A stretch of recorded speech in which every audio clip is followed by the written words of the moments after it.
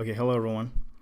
All right, so let's play around with other escape characters so we can have a better handle on them and get more used to them, and have a better understanding of them.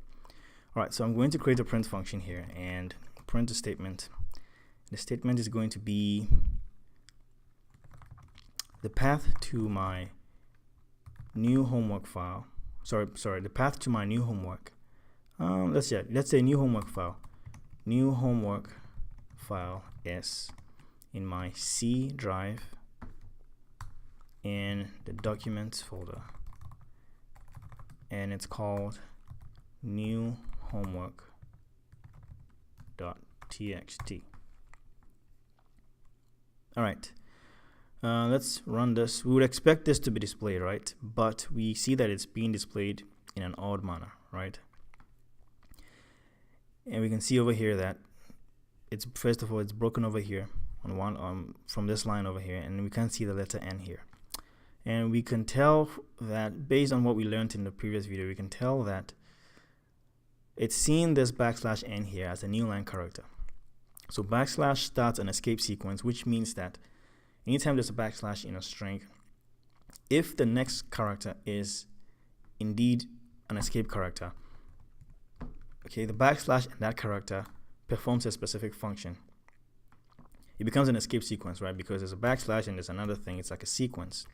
But if the character that follows the / is indeed an escape character, then that / and that character performs a specific function, meaning it's not printed in your display, but it performs a specific function.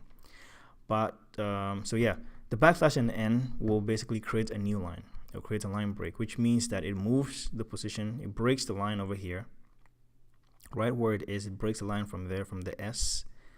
The / and the N is not displayed, but then a line break is what's going to basically go in place of that. It breaks the line to the next line, and anything that comes after the / N will be displayed from that next line going. So this is what follows the / N, and that's why we see it on the next line. So the way we fix it is we tell the computer that, hey, we didn't want you to treat this as a new line character. We wanted you to display this string the way it was, or the way it is. All right. So if we wanted to display this / here in our string and not to use it as our and not to tell the I'm sorry, and not to let the program use it as an escape to start an escape sequence. All right. I get very hyper when I'm teaching this stuff or when I'm talking about this stuff. So forgive me here. All right, so we are telling the program not to use this. We don't want it to use it as an escape sequence or to start an escape sequence. So we want to display it. The way you do that is with two \. Why? We can see it here. We learned this in our previous video. Again, the \ starts an escape sequence.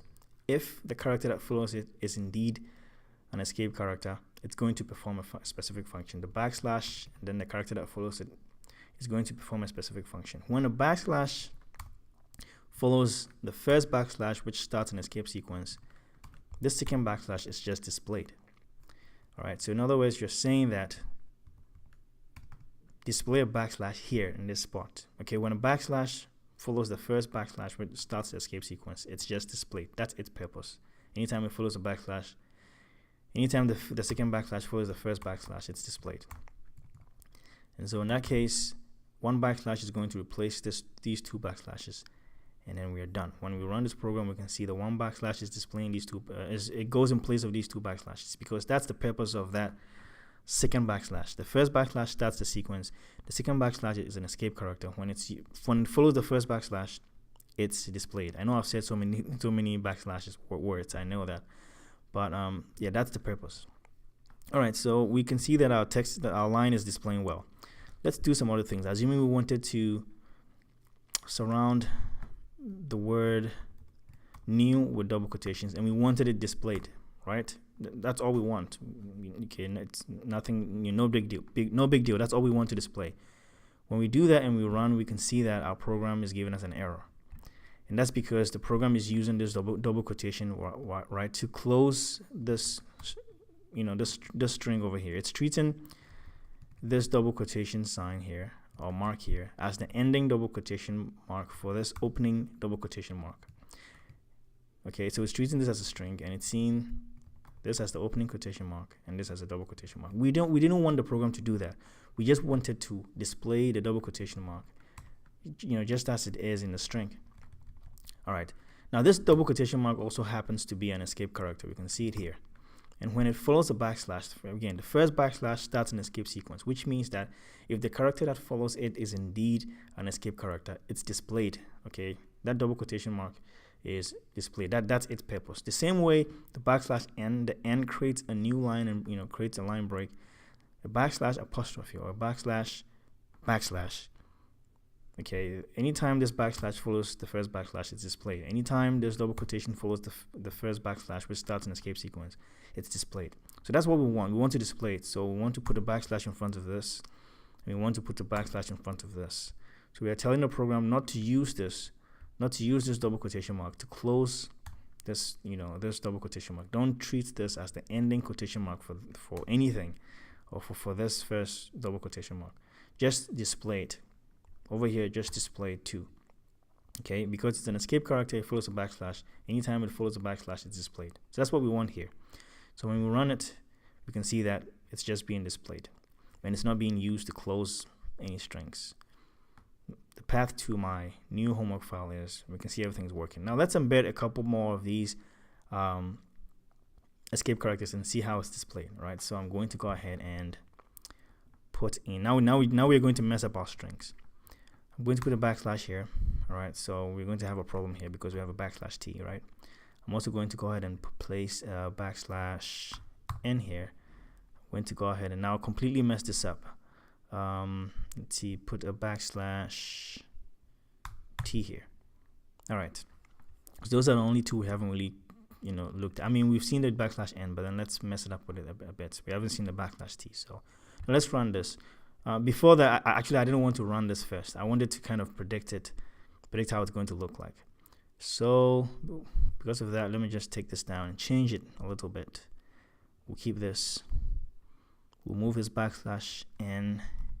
I'm going to cut it and put it somewhere here. Backslash n, and put another one here. Right here. Backslash n. All right. We are exceeding the line over here. We know what this line is. This line is a guideline for us so that we don't type more than 80 characters on a line. It's a Python standard to type 80 characters on a line. So we are trying to do that. We're trying to follow that rule. This line over here is kind of helping us to keep or type 80 characters on a line. And so what I'm going to do is I'm going to close the string here, and I'm going to have it as one argument. Okay, we've learned this, and I'm going to place a comma here, and I'm going to open the string here, and it already has a closing quotation mark. Now, because I have two, when you have argument passed into the print function this way, by default they are displayed with a space separating them. So this entire string becomes one argument because it's separated by a comma here. This entire string becomes another argument. When you have multiple arguments, by default, when they are displayed, they are displayed with a space separating them. I didn't want to confuse it that way, but then it happened that we've exceeded this line. So why not talk about it, or why not fix it? We've also learned that we can break this line because we are exceeding this line. We want to break it into two, right? And to break a line, you have to type in the backslash and hit enter. Right? This is just to break a line, so ignore that. So now we've fixed our line. This is one line just broken into two. But it's not going to give us any problems because we broke it properly. So when I run this, you can see that, again, I didn't want to show it. I wanted us to predict how it's going to look first. Let's do that. All right, so I'm going to use a comment to kind of predict it. So this is just a comment, so ignore that. All right, so we know this is going to be displayed. The path, all right, so all the way here is going to be displayed. I'm going to go ahead and copy it and paste it, right? So the PA, we have a backslash t, which means a tab is going to be created. So I'm going to hit the tab key to create a tab. I mean, that's not a tab. Yeah, this looks like a real tab. And then this is just the backslash t, right? So we are here. The H is going to be printed. The space TO space MY space. We have a backslash apostrophe. Because it's a backslash apostrophe we have a backslash double quotation mark. Because it's a backslash double quotation mark, it's going to be displayed. So we keep on going. All this is going to be displayed. We have a backslash double quotation mark. because it's a backslash double quotation mark, that's an escape character, it's going to be displayed. Let's keep going. Space HO, we have a backslash N, but before that, let's just copy what we have so far and print it after the tab right here. Then we have a backslash N, which is going to break the line from where it is. So this is going to break the line to the next line here. I'm going to type in a pound sign just to denote a comment. The pound sign is not part of it. It's just a comment.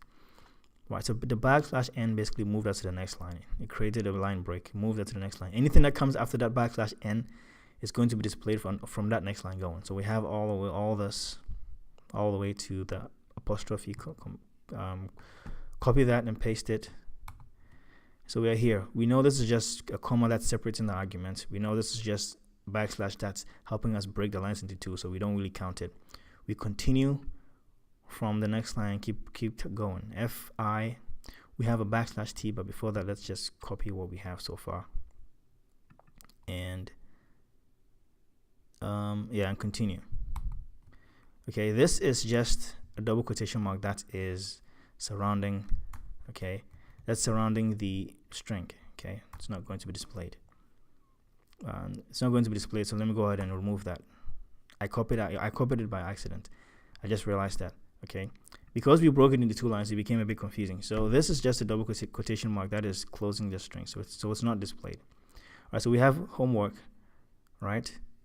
But this is continuing. It's just continuing. We've just broken the line into two. So FI continues, backslash T creates a tab.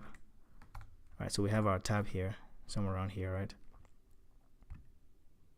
And then we continue from here. LE space IS space C colon. We have backslash D.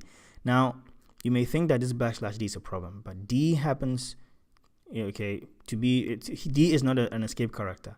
So this backslash D will be displayed because D over here is not an escape character. If this character that followed this backslash was an escape character, then something would happen. But this capital D happens to be not, an escape character. So I'm going to copy all of that, which means they're all going to be displayed. We have a backslash N. Let's copy what we have so far. And then after the tab, right? After the tab, we display that. We have a backslash N, which moves us to the next line. I hit enter. I'm going to use a pound sign to denote a comment, so ignore that. We are right here because this backslash N created the line break. All right, so TS will be displayed. We have a backslash, which means a backslash is going to be displayed. We've escaped it, so that's not a problem. You may think that this N is a problem here, but because this backslash has already displayed one backslash already, it's fine.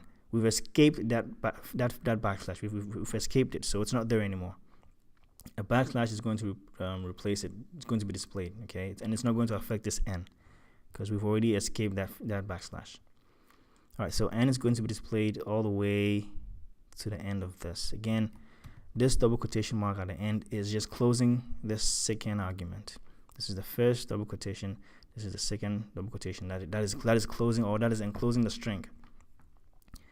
All right, so from over here, there was the backslash N, right? And we had all of this, which was going to be displayed. I copied it, and then we paste it on the next line. All right, so this is what is going to be displayed once we run this program. And this is just so that we kind of go through it and have a better sense of how these escape characters are working. I know that some people may say that it's not really helpful. Maybe if you have a better understanding of it, great, right? But if it's helpful to you, I just want you to have a good grasp of it, because when you're forming your strings, you're going to need to use these escape characters to kind of form a good string the way you want it. Be able to customize your string. So if it's not that helpful, perhaps you already know, that's fine, that's good. But if you don't know and you think that you can learn something from this, that's great. All right, so this is what we're expecting to be displayed without the pound sign. The pound sign is just to denote that these are comments. Run this. Now let's compare to what we have here. We can see that it's the same without the pound sign, so we can see that we can compare and see that it's really the same. Our tab is here, although our tab is a bit big, right? We just kind of created our tab ourselves. We can see everything is kind of looking the same. From the next line going, you can see it's looking the same.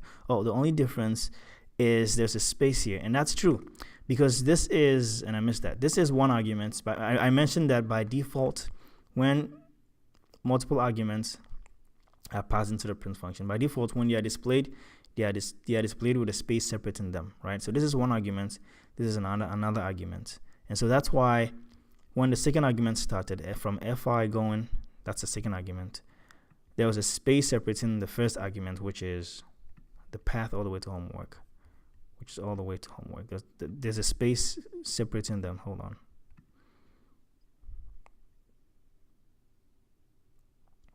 Okay, so it is all the way to homework here. That's the first argument, and there's a space separating that first argument, right? This first argument and the second argument here.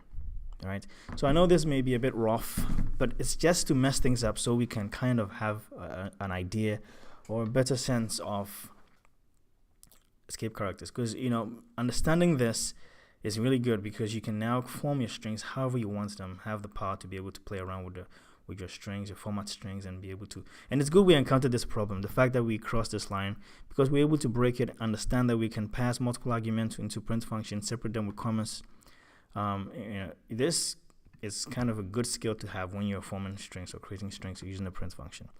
And we'll learn more about the print function in future videos. So if you have any questions, please comment down below and I'll do everything to respond to them. If you feel that you know already, that's great. You can skip ahead. You can fast forward this. If this is helping you, great, right? Any questions, let me know and I'll do everything to respond to them. Thank you very much for watching. Take care of yourselves and I'll see you next time with the next video. All right then, bye-bye.